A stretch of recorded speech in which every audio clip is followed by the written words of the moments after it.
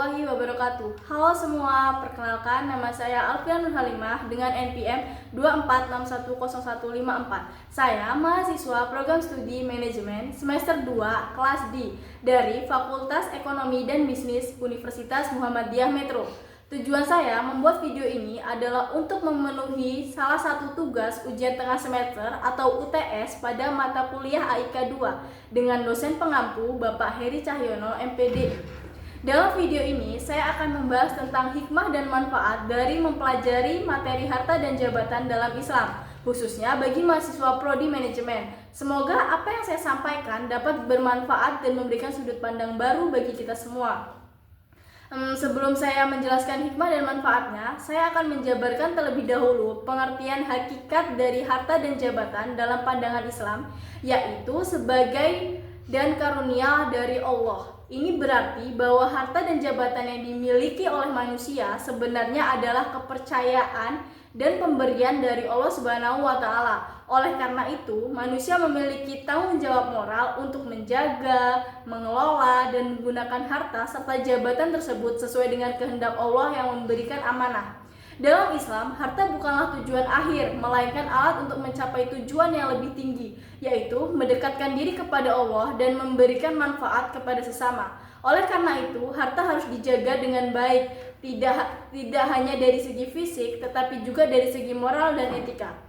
Harta harus diperoleh dengan cara yang halal dan digunakan untuk keperluan yang baik, seperti memenuhi kebutuhan keluarga, memberikan sumbangan kepada yang membutuhkan, dan mengembangkan kesejahteraan masyarakat.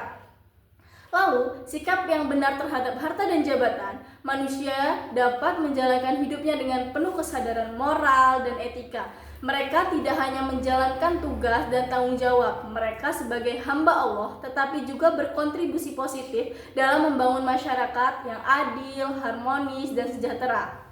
Nah, dari penjabaran yang telah dijelaskan, dapat kita ambil manfaat dan hikmahnya. Adapun manfaat dari harta dan jabatan, kalau dari harta itu sendiri digunakan untuk memenuhi kebutuhan hidup yang layak, membantu yang membutuhkan, serta berkontribusi pada pembangunan sosial dan berkelanjutan masyarakat. Sedangkan jabatan dapat dijalankan dengan integritas, keadilan, dan tanggung jawab, memberikan manfaat bagi masyarakat dan memperkuat hubungan yang positif antar manusia.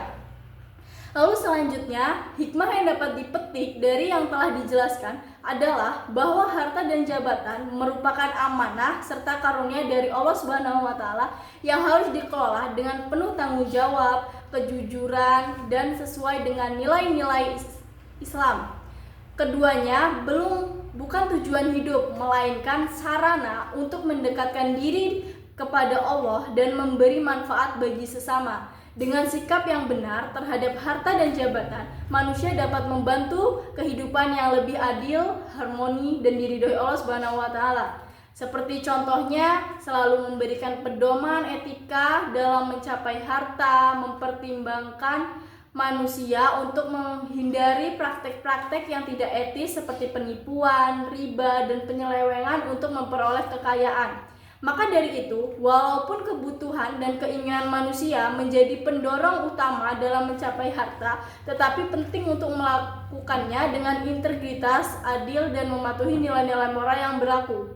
Mungkin itu saja yang dapat saya jelaskan terkait hikmah dan manfaat dari harta dan jabatan. Maaf apabila masih terdapat kekurangan dalam penyampaian materi. Sekian dari saya. Assalamualaikum warahmatullahi wabarakatuh.